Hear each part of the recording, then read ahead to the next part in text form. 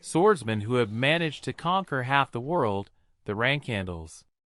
It is a family of illustrious swordsmen, where each has exceptional talent. Its members have become the unrivaled rulers of this world. The motto of the Rankandals was, "Fight, conquer, work," and a hero belonged to that family. Jean Rankandal, the youngest of the Rankandals. At the selection ceremony, the hero chose the family's sword of glory. This was to prove that the hero would lead the family. The father was pleased that his son had chosen such a sword. The hero was sure that success and glory would await him in the future. But life decided to take a different path. The hero had no talent for swordsmanship at all. He was a disgrace to a family of top swordsmen. The hero was approached by two brothers, who immediately began insulting and framing him. They continued to taunt the younger man. The hero, on the other hand, was not able to respond. He was very weak. The white-haired brother came closer and asked why the hero was silent. He kicked the hero in the stomach with his foot and said that the boy owed it to his great brothers to answer. The hero fell down. He looked at the wooden sword that lay nearby. The hero reached out to take the wooden weapon, but he was stopped by his brother's foot, which stepped on his arm. The hero was torn with pain and weakness. The black-haired brother showed some papers and began to scoff, as they were the basics of swordsmanship. The white brother broke the blade and continued to insult the hero, who begged him to give him the writings. The wooden sword began to crack, and the papers on which the hero had great hope began to tear. When things so important to the lad were broken, he was in despair. He asked his brothers why they were doing this to him. The white-haired man grabbed the hero by the hair. They talked about trying for him, so he wouldn't embarrass himself further. The black-haired man hurt the hero's babysitter. Surprisingly, the guy stood up for her. It had always been that way. The brothers bullied him. He had a complete lack of talent. But even so, he continued to practice every day.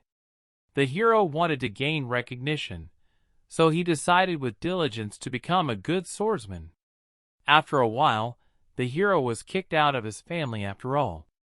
He stood in front of a gate that was forever closed to him. The boy sighed wistfully. He was told that they had taken his efforts into consideration, and for that reason they let him live. That was how the hero was thrown out of his family at the age of 25. During that period, he was fortunate enough to meet a master. The girl was able to show Remember that he actually had talent. The hero's talent turned out to be not his skills in swordsmanship, but magic, which was forbidden in his family. 3 years later, the hero was researching the mage and her properties. Suddenly a black fog covered him. Around the guy was a solid shadow. From behind, he heard a voice. The hero turned around and asked who it was.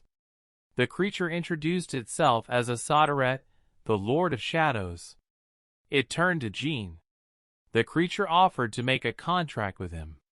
It told him that after signing the contract, he would not only have power over the shadows, but that no curse would affect him. The entity looked at his chest and saw the curse. It surmised that the boy had been greatly hated as a child. It came up and told him that Jin's talent was sealed by a curse. It was the illusion of a blade, this curse capable of suppressing any swordsmanship ability. The entity realized that it was the curse that attracted her. It lifted the curse and promised that no more curse would affect the hero. The shadow asked the hero to become an outstanding swordsman mage. As the darkness began to fade, the hero heard the entity say that it would eagerly watch his path. The surprised hero remained standing in the room. He had no way of knowing what had happened, but instantly picked up his blade. He ran out into the street, where he took the blade from its sheath and struck a blow. After picking up the blade, the hero realized, Now he could definitely make his dream come true. Smiling, the hero continued his training. He decided to add to the magic blows, and the effect was astonishing. Jean was incredibly happy with the fact that he now had the opportunity to become much stronger. The soldiers were watching the whole thing. After a while, the hero woke up covered in blood. He could hear screams. His body was wrapped in the bonds of the ruined building. In this position, the hero began to lose consciousness. He couldn't believe he was going to die like this in his sleep. Jean was saddened by the fact that he never had time to unleash his potential. Suddenly the hero woke up in a bright place with green grass. All around him were members of the Rankalden family. He saw the sword standing in front of him, but could not understand what was happening, for he had just died. Jilly, who was his babysitter, told the boy to keep his head up. The hero saw the sword he had come to see in a past life. Barasada. This place was a ceremony of selection, for Jean was reborn and went back in time. He began to crawl toward the blade. He reflected on the fact that he was now only a year old. The boy reached for the sword. The family members immediately grinned as the hero chose the sword of the head of the family. Now the boy was determined to become the next head of this family. Some people couldn't believe it. Some were jealous and happy that the kid had taken the sword of the head of the family.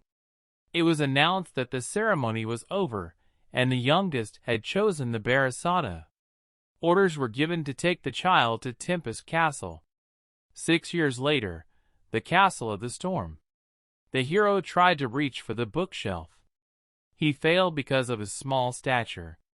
Reaching into the chair, the hero reflected on the fact that it had been 6 years since he had been in the past. The hero was able to reach for the book and kept thinking. He had 3 more years to stay in the castle. Holding the book in his hands, the guy thought about how bored he was. Hero heard a noise.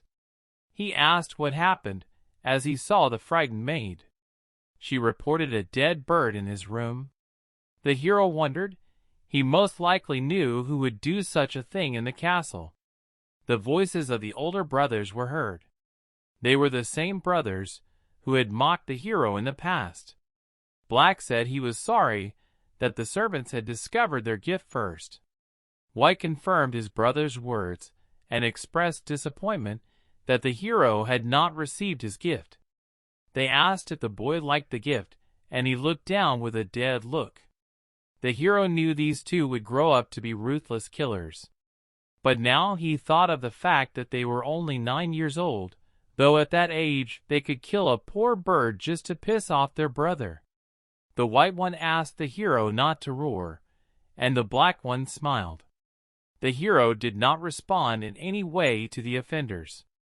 They continued to pester the hero. The hero almost said something. White asked to repeat what Jean said.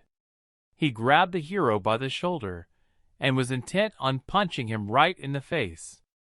Much to his disappointment, though, his blow missed its target. The hero caught it with his hand. His brother's face immediately changed.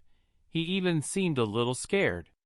Jean ordered the white man to shut up, after which he struck a hard blow right on his brother's jaw. He immediately started to ask how he dared, but before he could finish, he got another punch. It didn't take him long to get another punch. The hero reminded his fist a little with energy. Now his patience burst. He landed an incredibly hard punch on his brother's stomach. Hero warned his brothers. He very emphatically advised them to stay out of his sight. The older one came in and asked him to explain what had happened. He asked why the hero did it. Jean said that the brothers were fighting with each other. The adult did not believe him. But the hero repeated his words. Under such pressure, the man had to accept the hero's words. The man intended to take the children to the doctor, but the hero stopped him. He asked him to carry his brothers and follow him. It was raining outside. The hero asked to leave the brothers outside under a tree. The man asked if the hero was sure of what he was doing. Jean, on the other hand, said with a very fierce look that the brothers needed to think about their behavior. The man dared not argue. The hero headed home, and the man followed him. He was deep in thought. He was very confused by the fact that Hero's power didn't look like an aura. Thinking back to that incident, he thought it might have been magic. If the man was right, the hero would be in great trouble. He intended to report to the head. He turned to the man. The knight asked to saddle the horse. The hero watched as the knight asked for a horse. Jean knew at once that the knight intended to report everything to his father. He knew that Khan was not just guarding them, he was also watching them. The hero pondered that if this man decided he possessed magic, he would not give up so easily. It was the energy of shadows that served as proof of his contract with the soldierate. Thanks to this power, the hero was able to understand. Even death cannot break their contract. Thanks to the fact that curses have no effect on the hero, his talent remains. Jean clenched his fist. In this life, he would not experience the shame as in the past. He was determined to change everything. Smiling, he realized that he would probably be meeting his father soon. At the same time, the knight had already finished his report. His father reflected on the fact that the younger one had beaten the twins. The head ordered the banner men to be assembled. He was determined to go to the younger one. Before he left, the man was reported that 7 ensigns and 200 knights had been summoned. This pleased the man. The older brothers and sisters of the hero would also go to meet him. Marie asked Brother Deef if he knew the reason they had all been summoned. The girl complained that she needed to beat the mages and not do it, but her brother wondered about the reason, and it wasn't likely to be the twins. He told her that the head had gone to the younger one. The girl at first didn't understand why the head would go to the younger brother, but after remembering what kind of sword he pulled out, she understood. They couldn't understand what their father was thinking. That couldn't be the only reason. Luna asked her kin to be quiet. The girl, on the other hand, thought about the fact that her father had personally decided to go and check on the younger man. It seemed to her that he was special in the eyes of the head. The servant told the hero that the head was coming. The hero understood that it was Khan who had told his father everything. The hero knew that the knight was stupid and probably just told everything he saw.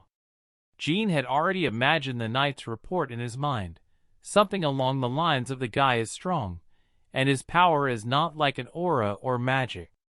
And the head was probably on his way to assess the greatness of that power. The squad arrived at the site. Father entered the building.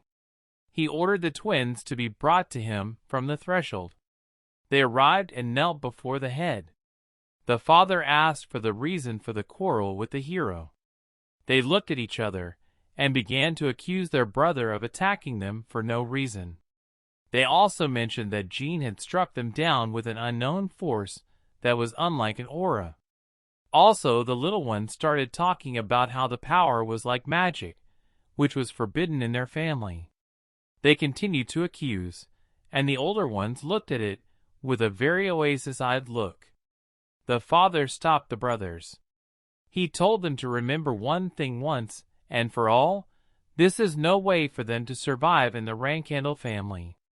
The brothers became restless. The father ordered Jean to be brought in. The hero arrived on the spot and saw the twins leaving the place. Hero called his father the strongest and most indifferent man in the world. The head was the greatest hero and demigod. After his father became a knight, he was deprived of many emotions.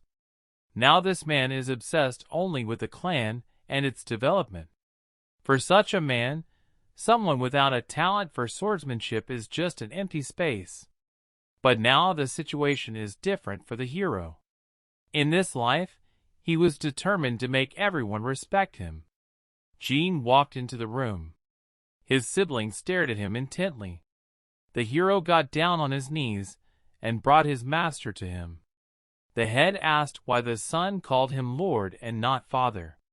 The hero began to explain, as there were brothers, sisters, and knights. Many people were watching, so the hero decided it was an official visit. The head said that he arrived today for a different reason and Jean could call him father. He decided to repeat the same question he asked the twins. What prompted Jean to do this? The hero clenched his fists and said one word, revenge. He began to explain what he said, for every rankhandle must retaliate. And it didn't matter to the hero whether good or evil was done for him. Father was silent at first. Later he ordered everyone out, and only Jean remained. The others were discussing whether the younger one had passed the chapter's test. The girl told the people to obey the head's orders. People began to leave the room. One of the sisters was anxious to see what would happen to Junior. Two figures could be seen behind the closing doors, a huge father and his very young son. The father cut to the chase and quoted the twins' fame about unusual powers.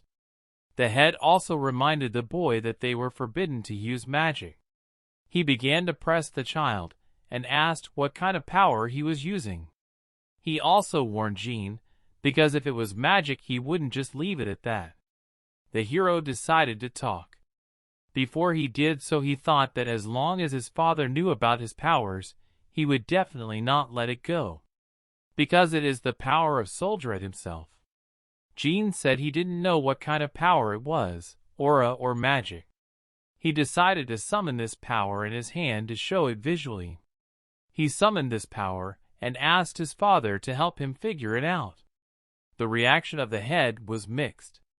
He saw the power of the founder of their clan, the energy of shadows. The head thought that it could not be a coincidence that he had chosen the blade of the head, also possessing the energy of shadows. He assumed Jean was destined to become the head of the clan. The hero turned to his father. The head said that the power the hero possesses is the power of Sodereth, a supreme being. The boy asked again about the supreme being. This being made a contract with the founder of their family in the past. However, after the death of Timar, the founder of the clan, this being was never seen again. The father assumed that Sodereth was trying to contact the family through the hero. The hero decided to ask if this supreme being was stronger than the father. The head wondered. He did not know the answer, since he had not yet had to fight higher beings. The hero pondered his father's words, that he had not yet had to. He thought that was the best possible answer. The father turned to the boy and put his hand on his head.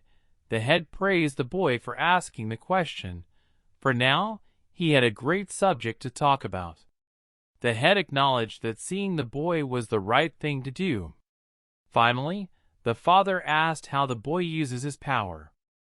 Jean answered that he used it for the good of the family. This answer made the head smile.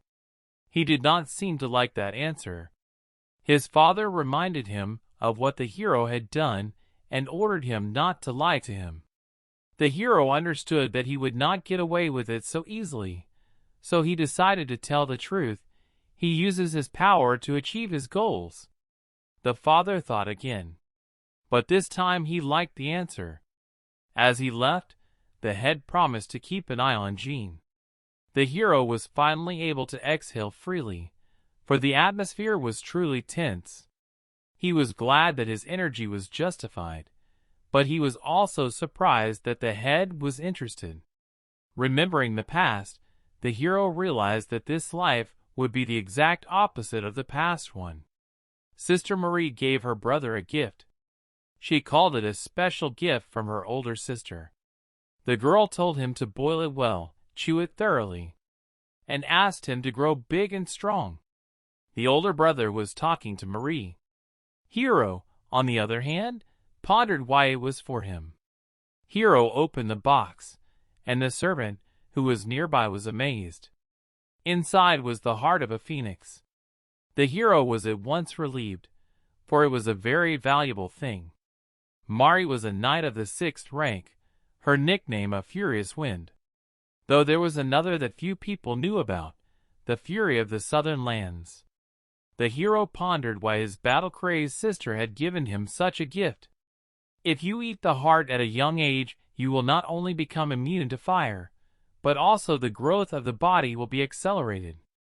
The hero wondered how the phoenix heart could be used by a mage of the 6th rank to summon.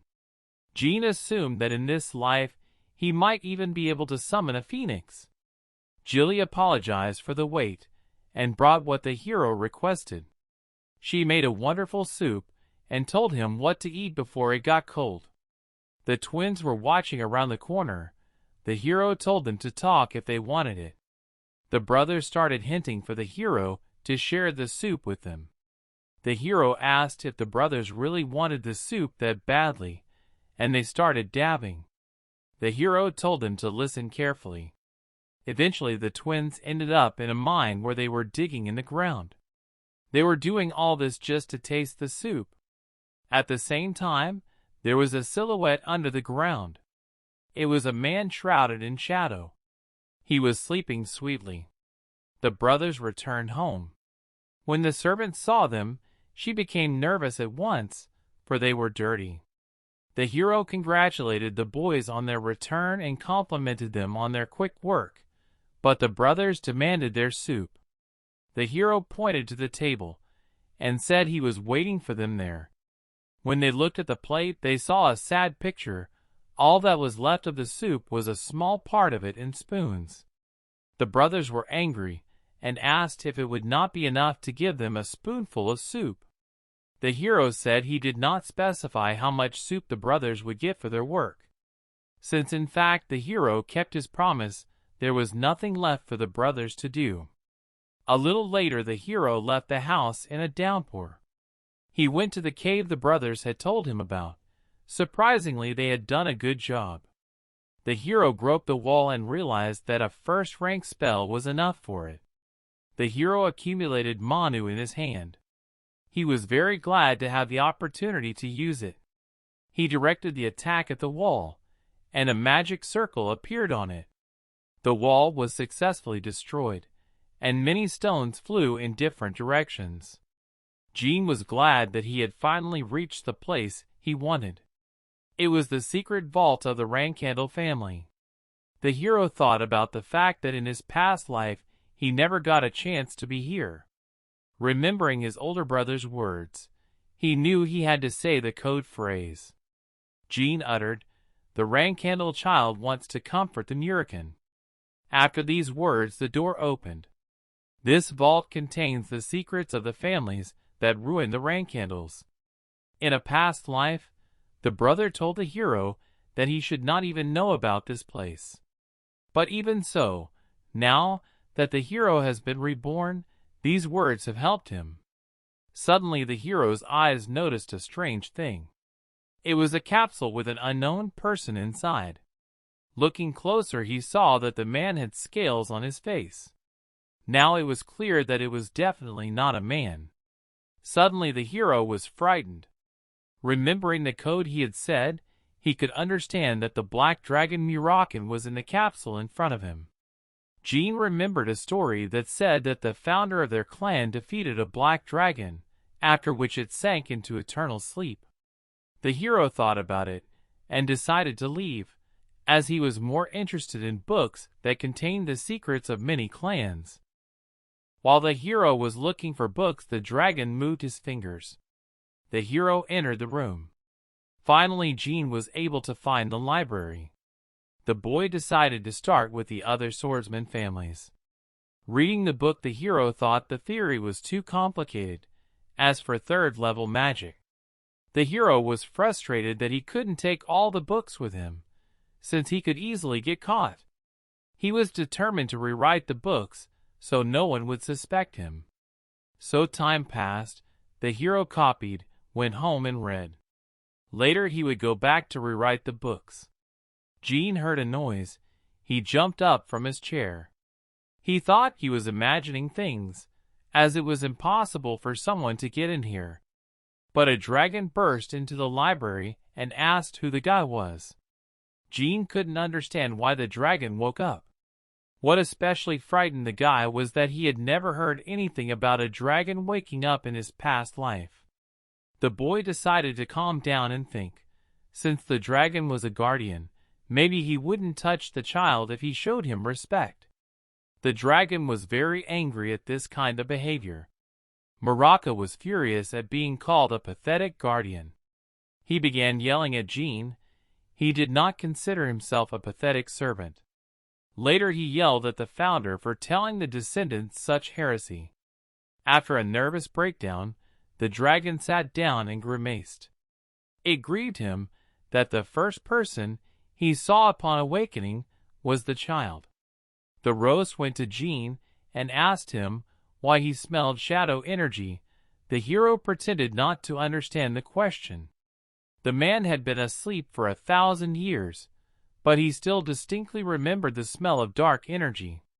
She said that only those who made a contract with a higher being of shadows had such a smell. After these words, the hero realized that the dragon's awakening was because of his powers. The man began to look for the source of the smell. The hero decided to try something. The hero turned to the doctor and showed his dark energy. Jean confessed that he had heard from his father that he possessed dark energy. The dragon trembled. He asked if this was a joke.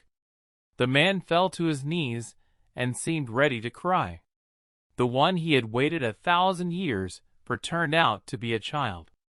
There was an awkward silence between them. The dragon turned again to the hero. He said that he had once made a promise, and now he would have to keep it. The hero wondered what promise the dragon had made to their founder.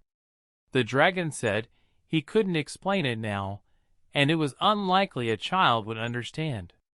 The man used dark energy and began to speak. He is like a dragon, a representative of Sodereth, his friend, the last descendant of the first creature created from the shadows. According to the millennial contract, from now on he becomes a servant of the hero. Jean was shocked by what he had just heard. Such a huge dragon wishes to serve him. The dragon asked for the hero's name. Smiling, the hero gave the dragon a fistful and called himself Jean Rankandle, the youngest child in the family. Mount Hurricane, this place with its violent winds, is named after a dragon. A long time ago, a dragon ruled these lands, but the founder slayed it, and it became the guardian of his family. The hero walked and pondered what had recently happened. Anyone who makes a contract with a supreme being must have a dragon guardian, though nothing had been heard of the dragon guardian of Sodereth. It was most likely due to his hibernation. The hero said hello to the man. The dragon was glad that the hero had come to him, since Jean had brought some food. The hero had been hiding Hurricane in the library for a long time. The hero asked the dragon why he had fought Timar. The man turned around and said that he did not remember, as it was 1,000 years ago. The hero was able to understand one important thing. The dragon was incredibly fond of the strawberry pie made by his babysitter. The hero wrote down everything the dragon said to Igor. The man asked if the boy understood any of what he said. The hero admitted that only 30%. The dragon told the boy not to worry.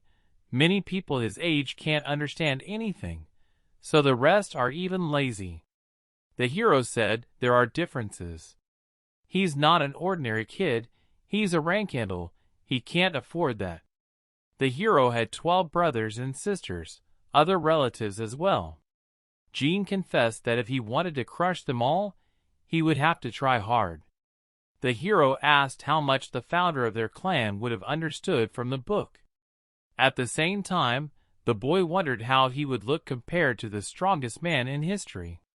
The dragon reacted ambiguously. He said that a Themar of hero's age would not have been able to read even a page.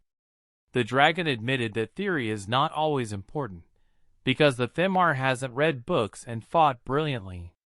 The man said that the hero had potential, but that he was still no match for the Timar. The boy asked if he would ever be able to lead a family. The dragon replied that yes. The hero has a contract with a Sodaret yes, and is able to read such complex writings. The man put his hand on the hero's head and said that he was still young, so he should keep training. The dragon encouraged Jean by saying that he could even surpass the founder. The boy didn't believe it, but the dragon was sure of his words. He told of what the supreme being was called, namely infinity. The dragon explained that to soldier its power is infinite, and the hero, as a man who signed a contract with him, also has no limit. The dragon decided to teach the hero a secret technique to cheer him up. The man proudly presented the technique he wanted to teach the hero, the release of shadow energy. The boy was interested in what the dragon wanted to teach him. The dragon said they would learn carefully and gradually. The hero asked where they would start.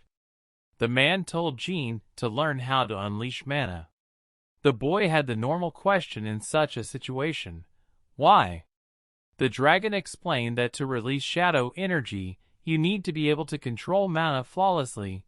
The dragon said it would take them 2 to 3 years. Jean was not particularly happy at the prospect of having to spend a lot of time on it. The dragon talked about how you can't learn anything without knowing the basics, and the hero summoned mana into his hand. The boy showed it to the dragon and asked what he should do next. The man was incredibly surprised at what the hero showed. He asked how he did it. The hero said he had been able to do this for a long time.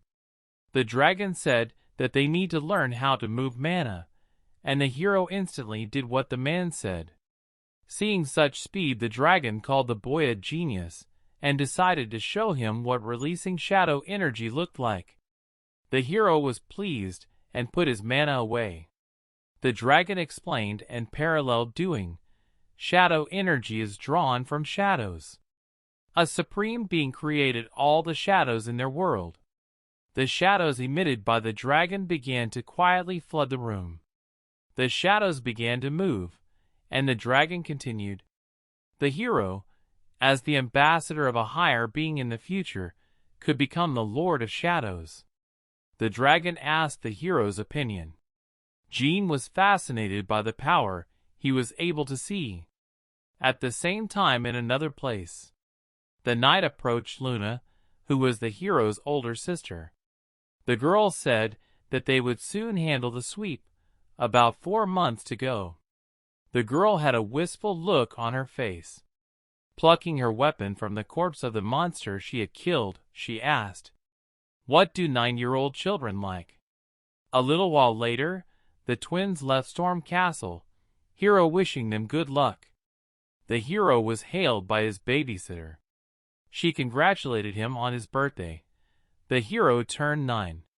The hero thanked Gilly and asked her to give everyone a piece. Jean was approached by the knight. He came over and apologized for interrupting. At the same time, the older sister was already in the castle. She had arrived at Jin's house, and the knight told her about it. The hero and his babysitter were very surprised. It was the eldest sister, the first child of the head of the family, a knight of the 9th rank, the white whale Luna Rankandle. The girl, though a first child, was not interested in power, so she seemed a lonely, white whale. For this reason, Luna never cared about other children. In a past life, they were more like strangers than family. And now this girl decided to come to the castle without any warning. The hero assumed that something terrible had happened. The hero was worried that the meter might find out that he was in the secret library. The hero turned to Luna. The girl noticed that the hero had grown older. The hero said that if he had known that his sister was coming, he would have dressed appropriately, and the girl stroked him on the head and called him sweet. The sister became worried that the hero looked sick. The guy confessed that he wasn't sick, just a little nervous, and that caused the sister to react. The hero went on talking. Since it was the first time he was seeing his sister so close, he was all nervous. The girl was immersed in thoughts. She thought her brother thought she had come to spy on him. She clenched her fists.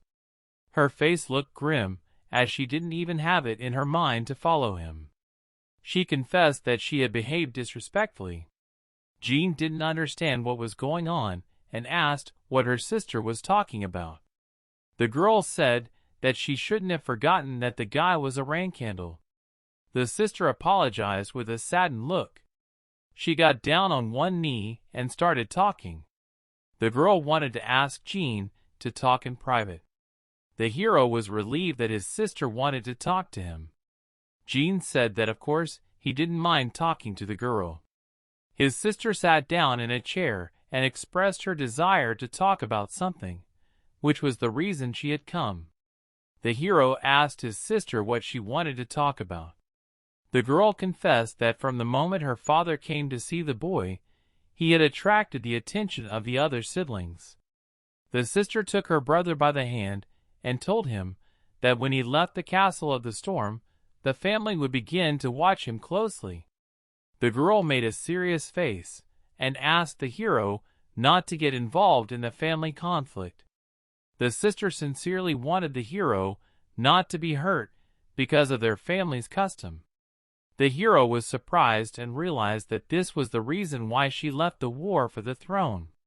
Now the guy was worried about why the girl didn't come in a past life. Initially he thought he was not worthy to talk to her. But after seeing his sister's worried face, he understood. Because in his past life no one saw him as a rival. Jean thanked his sister, but hastened to give her the blame, for he had no intention of dropping out of the game. The girl continued to speak, and asked the hero to give it up, but the boy was unyielding. He confessed that he had already been assassinated, which really surprised and angered the girl. The hero said that for this reason there was no going back. The girl asked who dared to do this to her brother. She was enraged, which made the dishes crack and the room begin to get fouled by her aura. The girl with an incredibly grim look asked for the name of the person who was trying to hurt the hero. Jean confessed that he didn't know the name of the person who was trying to do it. The hero hastened to reassure his sister and said that even though the attempt was made, he was perfectly fine. The sister finally calmed down after the hero expressed his joy that not everyone in the family wanted him dead. She hugged Jean. The girl was saddened that the hero had already been dragged into this conflict. The hero was surprised that Luna was an incredibly kind person. The girl changed the subject and said it was not a good idea to talk about sad things on a holiday. The girl knew that it was the hero's birthday. The sister said she had come to congratulate the hero and reached into her pocket. She pulled out a pendant. Luna asked the boy to turn his back to her so she could put the pendant on him. The girl explained that it wasn't just any pendant, and if the guy found himself in danger, all he had to do was break the stone, and she would come to the rescue wherever she was. The girl wished Jean a happy birthday. A sister brought a cake. She fed the hero with a spoon. Seeing this kind of relationship between brother and sister, Nani was very happy. It was time for Luna to leave, and she said goodbye to her brother. Jean said goodbye and told his sister to take care of herself. The dragon greeted the newly arrived hero and immediately asked about the pendant. Jean told him that it was a birthday present. The man said that whoever gave such a gift loved the hero very much, as the thing was not simple. It was an artifact of the demon king of Orgel. 1,000 years ago, people risked their lives to get their hands on one of his artifacts. The dragon said that the pendant is very valuable because it gives resistance to magic below the 5th circle, increases mana, and most likely has the ability to summon. The hero noticed that the dragon knew a lot about this thing, and the dragon was at once proud, since he was living in that period. The dragon noticed a very strong man who had already left and asked if the gift was from him. The hero said it was his sister, and yes, it was her gift. The dragon also said that she probably noticed his energy. The hero got the cake, as he was sure his sister had no reason to tell anyone. The dragon said that such a thing is given to the closest people. He was sure that the sister would always protect the hero. A little earlier the girl had noticed the energy. She assumed her brother was up to something, and preferred to pretend she knew nothing. The dragon was enjoying the cake. There was a look of disdain on the hero's face. Her sister, on the other hand, was determined to remain at her brother's side at all times. Jean had assumed that life in the castle would be boring, but it turned out to be different.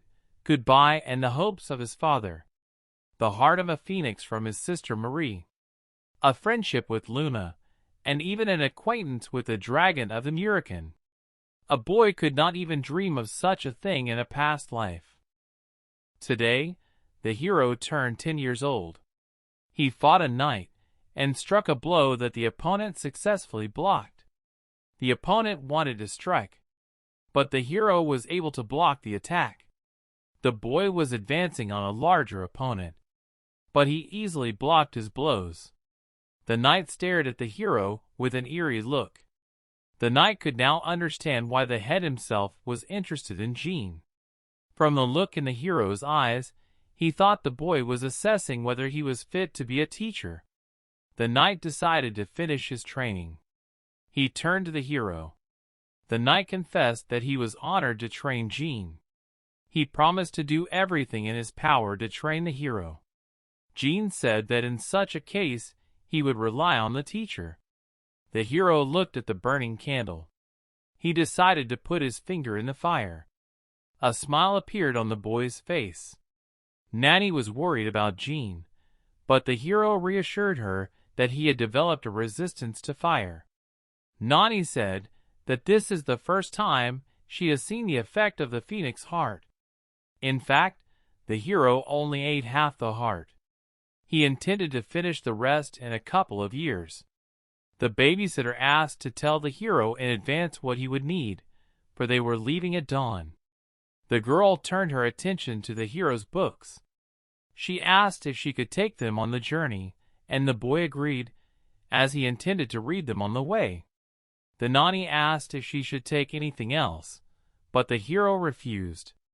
The girl also said she would make Jean a strawberry shortcake. The hero jumped up from the table, as if he had remembered something. He told the nanny that he would take a little walk and left. Jean went into the vault and brought the dragon in. The hero said he was leaving tomorrow. The dragon was really looking forward to this day. The boy asked how he could take the man with him. The dragon said Jean didn't have to worry. The man said that even though he is weak, it is nothing for him. No one will even notice. The hero was surprised that the dragon was weak, and he said it was impossible not to be weakened after sleeping for 1,000 years. The hero asked if the dragon could regain his strength, and of course the dragon said yes. He proudly said that he was a guardian. The dragon told the hero to become a strong swordsman mage as soon as possible, and the hero was interested in the dragon's words that Rankandles used to have magic. In a past life, the hero heard from a higher being that his family used to wield both sword and magic. Now everyone has forgotten about it. The dragon said that the hero's family denied magic because of a humiliating treaty that was signed 1,000 years ago.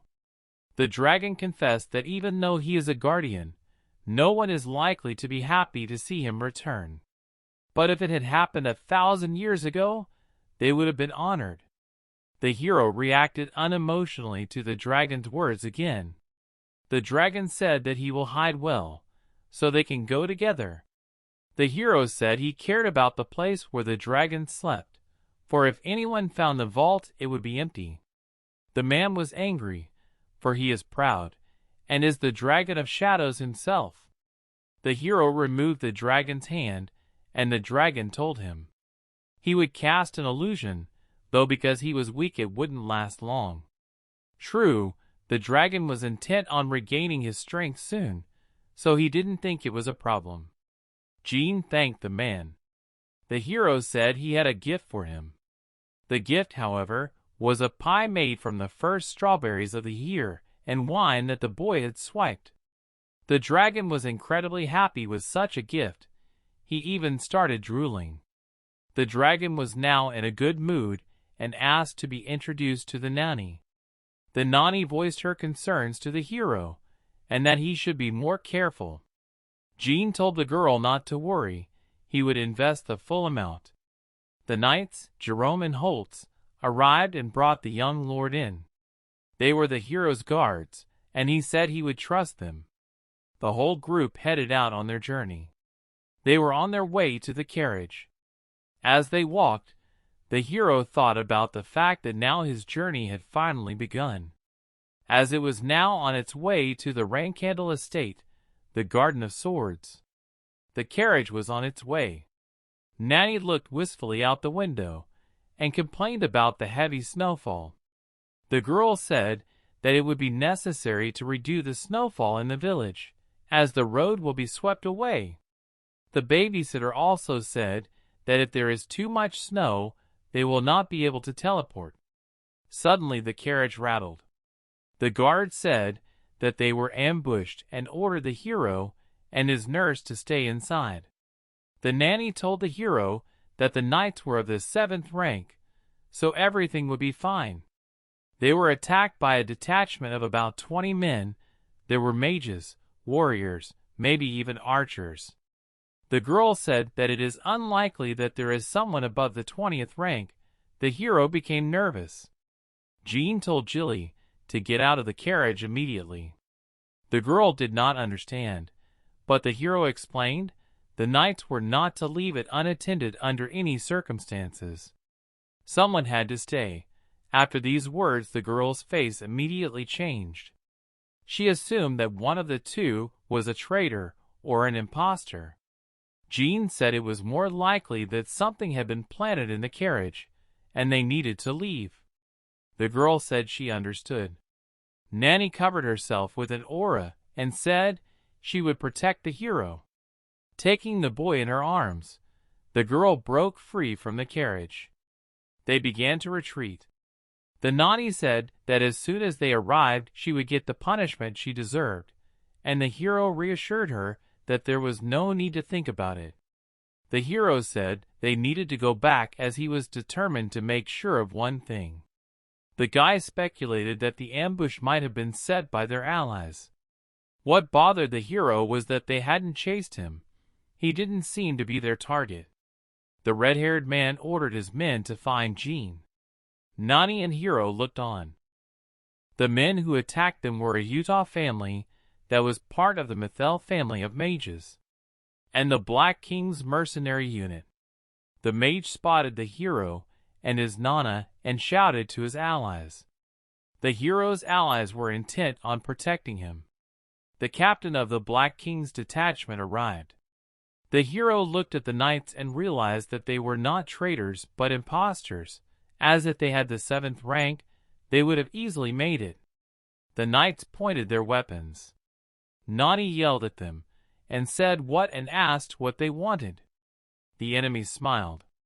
He had no intention of revealing his intentions to a mud of Rankandles. Nani asked what he and Jean would do. The hero said to kill one, and to cut off the other's hands and bring him to the hero. The girl immediately moved to carry out the young master's order. She approached the enemy and struck him with a swift blow.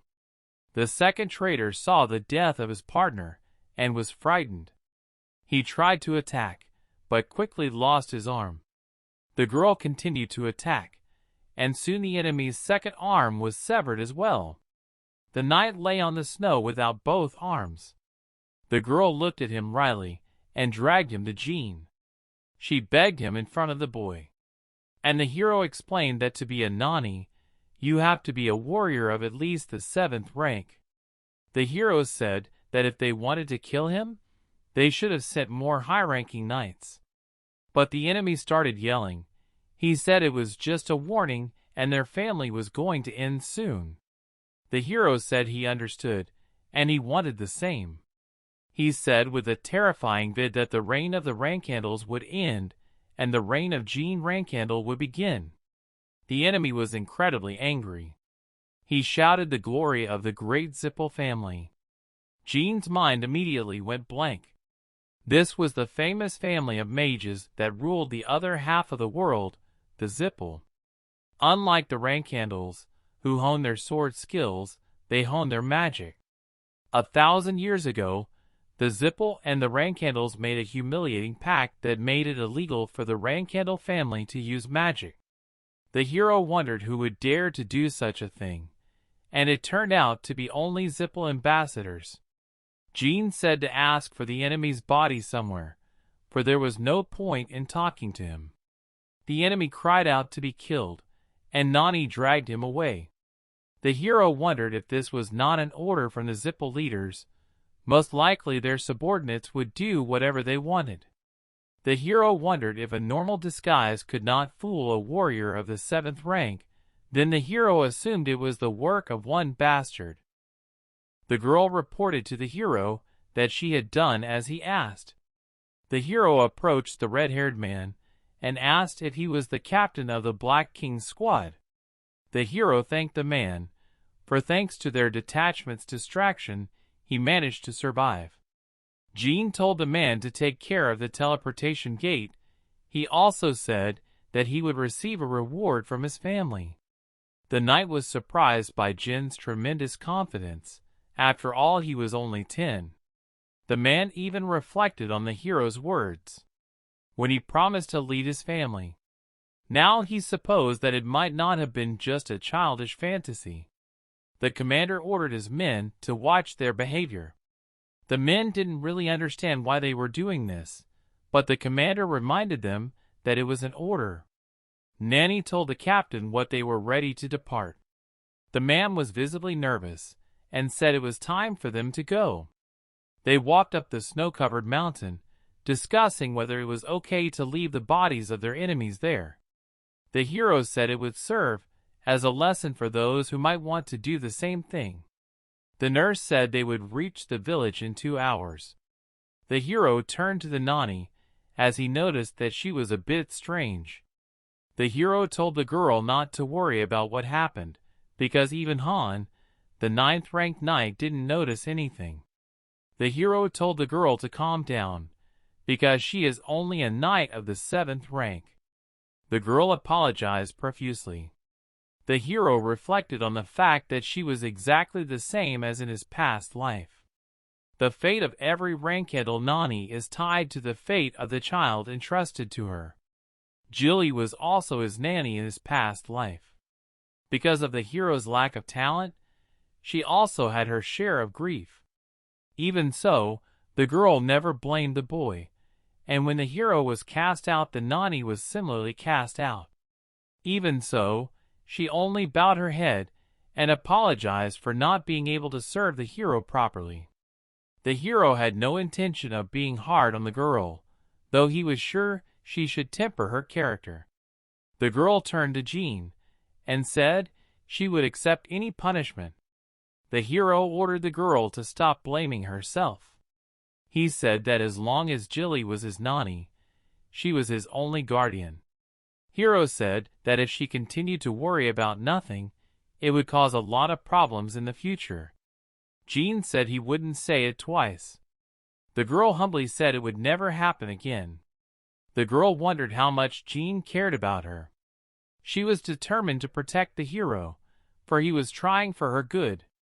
The girl was very motivated, and the hero was glad that Jilly had cheered up. The doors opened. The man went to the counter and ordered 2 rooms. The hero, on the other hand, thought about the suspect and what had happened along the way. Most likely the reincarnation mage Bubert Gaston was involved. Dragons are also good at reincarnation, but even they can't do it perfectly. Bubert is the only one in the entire world who can do it. He used his magic to do a tremendous amount of deeds to remove chaos from the entire world. The hero understood that if this man really was involved, things would be much more complicated. The hero was glad that so far he hadn't done much. Jean thought about the fact that in his previous life, when he was 20, this man had been arrested, and now he would like to win him over to his side. But his plan is not fated to come true. This man has already pointed a sword at him once. Now their cooperation is impossible. The hero was already yawning, though he continued to ponder difficult questions. Nanny said she would guard Jean outside, and saw the tired boy fall soundly asleep. He was lying in the most uncomfortable position possible. The girl was very happy about that. The cat was wagging its tail. Behind the window, the cat's meowing was heard. The noise made the hero wake up, and he was surprised at how he passed out. Even though Jean had trained a lot in the castle, this kind of exertion was too much for a 10-year-old. Jean turned his attention to the window, where he could see a black cat. Suddenly his face twisted. He couldn't believe it, but his gut said one thing.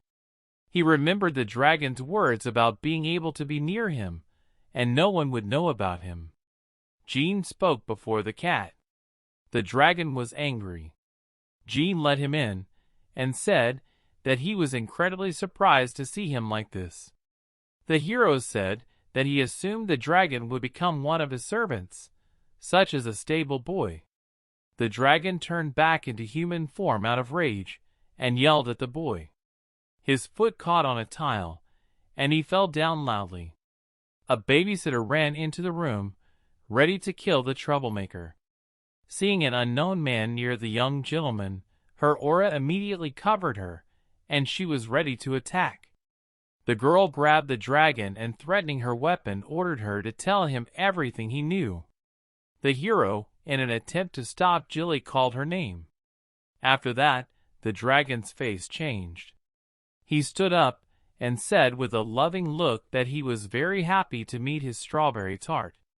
Jilly's face expressed the deepest contempt. The hero was very depressed to see what had happened. The hero decided to introduce the man in the room, namely the Black Murican dragon. Jean also wanted to introduce his babysitter, but the dragon already knew who it was, and was unspeakably happy about it. The girl bowed and apologized for her behavior, while the dragon told the strawberry not to bow, as he could not be offended by her. Jilly asked why she was called that, and the dragon explained that it was because she baked the most delicious strawberry pies. Now Jilly realized that this was the reason why the hero had asked her for those pies. The hero decided to tell the babysitter everything.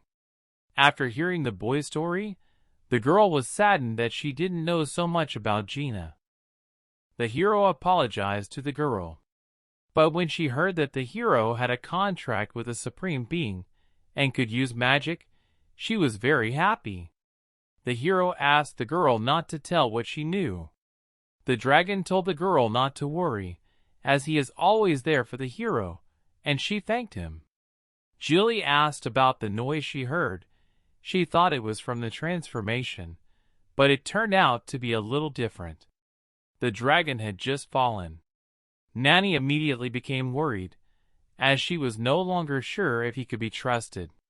The group arrived before the middle teleportation gate. The commander thanked Nani for what they had learned. He also said he would look forward to seeing the hero grow up. He also asked if he could ask him a personal question. When the girl said yes, he asked why she, with all her talent, had chosen to become a Nani in a Rankandle family. Jilly said it wasn't important and wasn't interesting. The commander apologized for his question. They left the group and headed for the gate. There they were asked to introduce themselves. Nanny showed the Rankandle family badge and said the destination. The man working there was very polite and said he would give them the best seats. They had to wait 2 hours, and they could be home in no time. The Nani turned to Jean. The girl was very worried that the hero might use magic. The hero reassured the girl and said he could hide it. The hero and the nanny turned back. There they saw a man with a cape that had a gold dragon on it. He had white hair, and behind him were two huge men who were guarding the child. The hero knew that this man was of the Zippel family. Looking closely, Jean realized that the man sitting across from him looked familiar. The man looked at the hero with amusement and said that he didn't want to teleport. He said he hadn't expected to see such trash in this place. He also called the seal cute. He started luring the cat to him to pet him, and the cat scratched his hand. The guards immediately wanted to kill the animal, but the boy stopped them, saying it was his fault. Likewise, the boy hesitated. He tried to provoke the hero, and in the end, he was simply ignored. He got up from his seat and approached the hero. He introduced himself as Veridin Zippel and, apologizing for his rudeness, extended his hand to the hero. Hearing the boy's name, the hero remembered.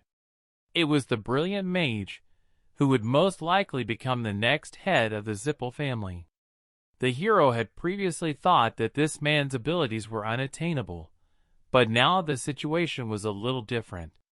Jean confessed that he too was interested in who the boy was, and said that he was very glad that he was not a complete idiot. The boy asked why Jean thought so, and he said that if his guards had dared to draw their swords, they would have died, and the boy would have been left without a pair of fingers. He laughed at once, and said that the Rankandle's jokes were cruel enough. Jean looked strangely, and said it wasn't a joke. Zippel got nervous. He said that if the hero met someone from his family, he shouldn't cut off anyone's fingers, as it would bring trouble for both families. The hero decided to explain everything in very simple terms. The heads of their families would not start a war over a childish quarrel. The boy thought about it. He acknowledged that the hero's words were true, and thanked Jean for teaching him something. The hero said the boy could repay now, and he asked what he needed to do. Jean said he wished Zippel would just keep quiet until the gate was activated, and not interfere with his rest. The boy, on the other hand, lit up as a hero.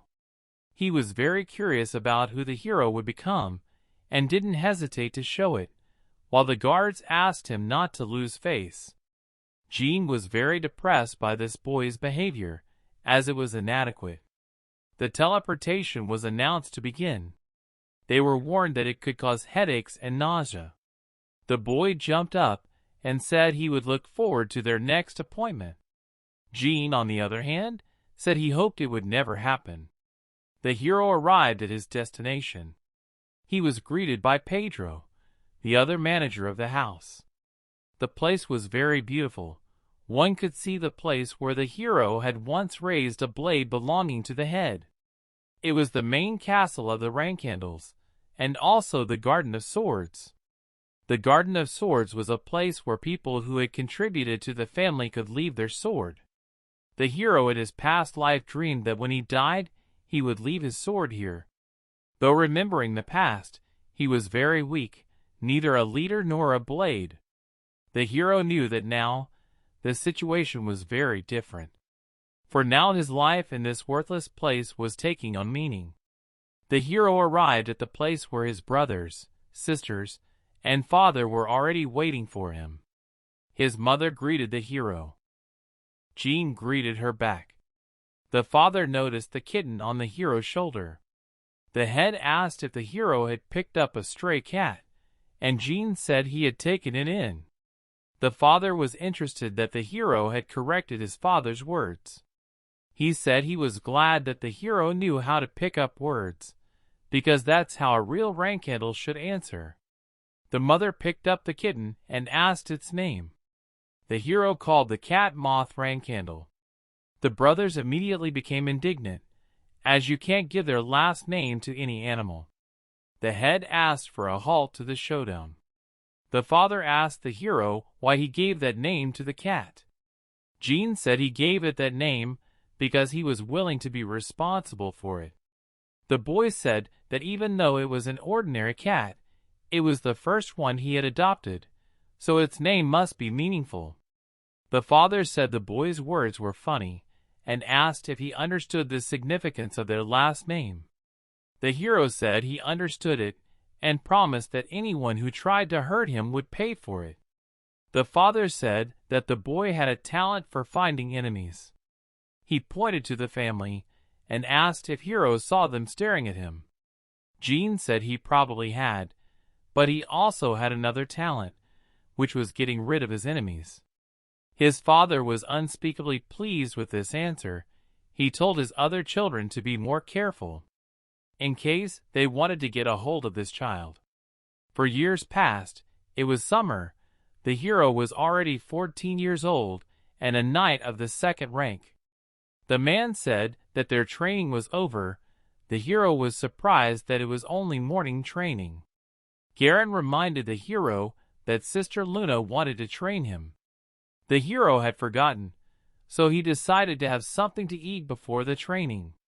Garen asked if the hero would have lunch with the cadets again, and he said it was better that way than playing staring with his kin. At that time, the man was taking food. He turned to the hero and brought him food. It was Bell Schmitz. He was 13 years old and a commoner.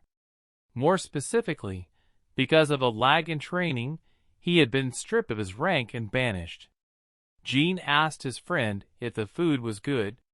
He began to express his gratitude to Rankandalam for the delicious food. The hero pointed out that the boy had said this yesterday, and asked if he had learned the words by heart.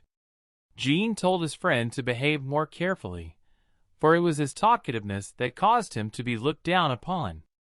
Jean told him to be more confident, for he is a knight cadet of the Rankandel family.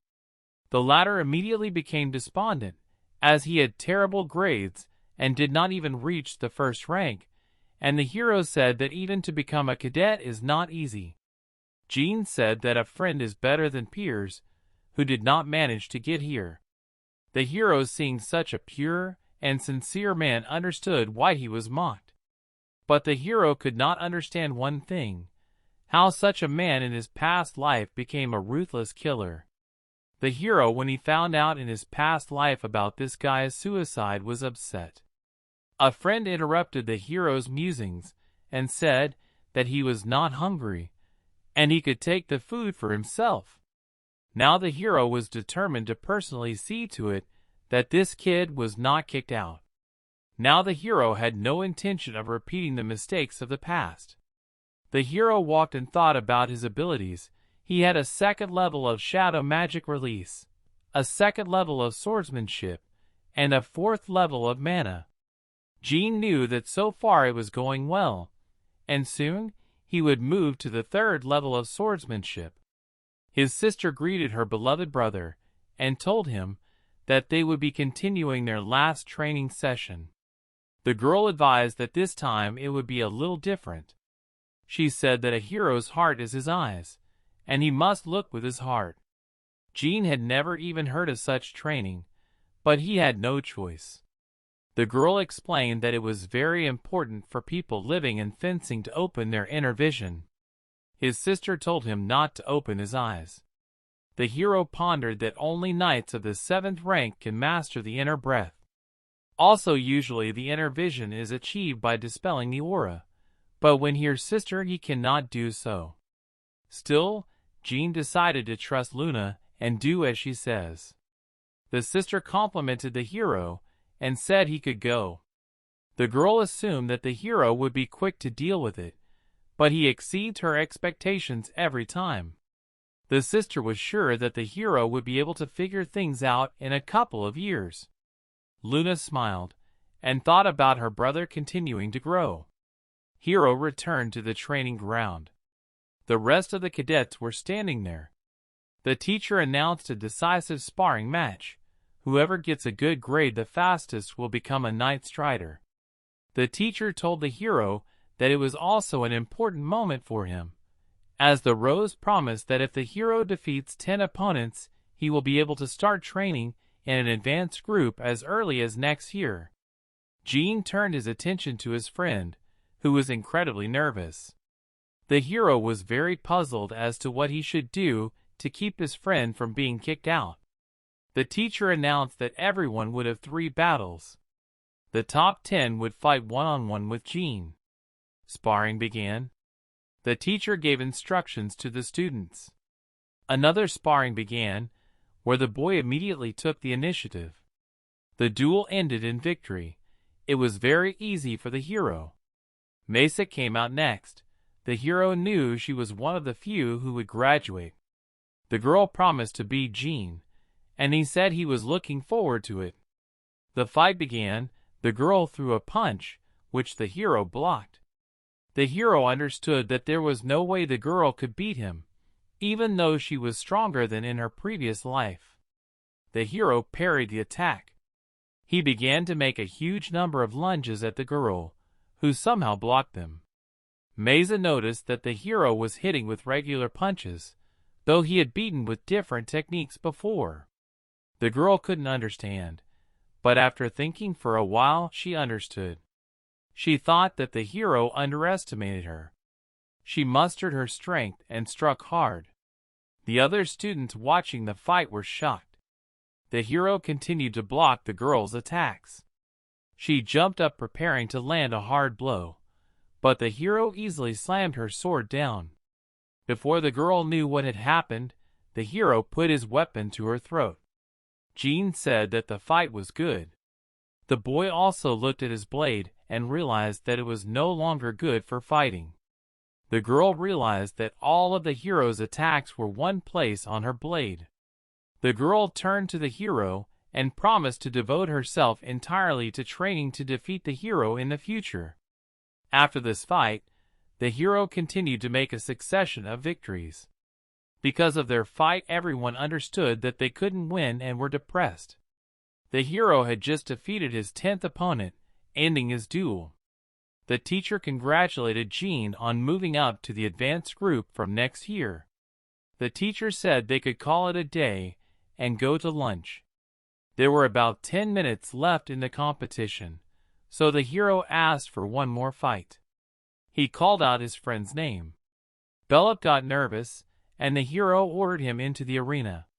He started to refuse, but the hero reminded him that this was no way for him to survive in the Rankandle family. The hero ordered him to come forward and fight, then he would destroy him.